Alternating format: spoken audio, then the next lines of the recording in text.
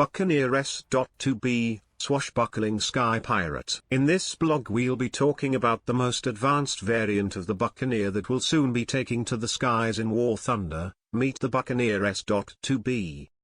Buccaneer S.2B, a strike aircraft for Britain at rank 7. Features: AIM 9 liters missiles, laser-guided bombs, internal countermeasures, large payload. Vehicle history. Initially intended for the Royal Navy, the RAF showed little interest in the Buccaneer until the cancellation of both TSR-2 and the RAF's own version of the Aardvark, the F-111K, led to a decision to adopt the Buccaneer into service to fill a gap in capabilities. This coincided with the gradual retirement of aircraft carriers from the Royal Navy, freeing up aircraft that could be provided to the RAF, as well as new-build aircraft to the S.2B standard. This variant would initially see an enlarged bulged bomb bay and the capacity for Martel anti-ship missiles.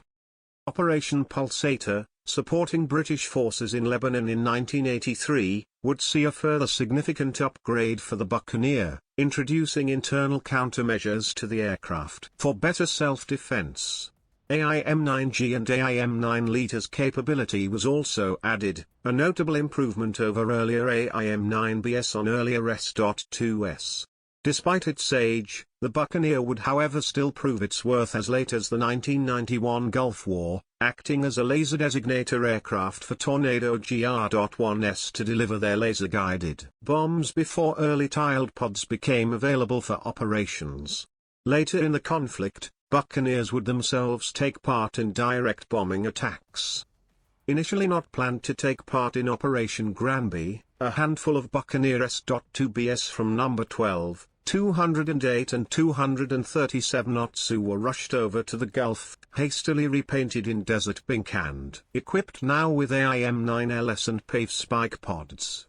The pilots that would operate them dubbed themselves the Sky Pirates and were famous for their skull and crossbones flag and colorful nose art adorning many of the aircraft that took part. The Tornado would however fully replace the last Buccaneers in service shortly after the Gulf War, covering all roles that it had previously maintained. The last Buccaneers would bow out of service with the RAF in 1994, 36 years after the first Buccaneer.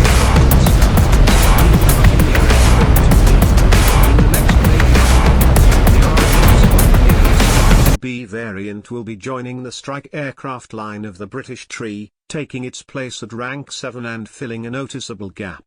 This variant of the Buccaneer addresses many of the shortcomings of the previous variant, improving both defensive and offensive capabilities. Let's take a look at what's on offer. Firstly, the S.2B has both internally mounted countermeasures and also more of them in total.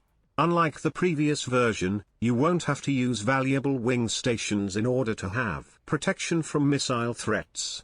This means you can instead use those pylons for more strike weaponry, or the expanded Sidewinder arsenal this variant offers with both the AIM 9G and L available. Interesting, Buccaneers in the Gulf War that were originally based in RAF Lossiemouth, flown by the Sky Pirates, were aptly named for their Scottish heritage after malt whiskies adorned on the side of the aircraft. The other key focus of this Buccaneer is its precision air-to-ground loadouts.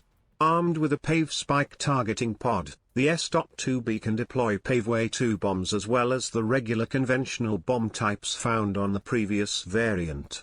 This gives a noticeable level of flexibility, allowing you some degree of standoff against more dangerous targets from afar, all while retaining the capacity to come in afterwards with conventional bombs and take full advantage of the XIP system on board. Lastly, the S.2B offers Martel anti-ship missiles for larger targets that really require a sizable strike. This improved Buccaneer variant will shorten the ranks.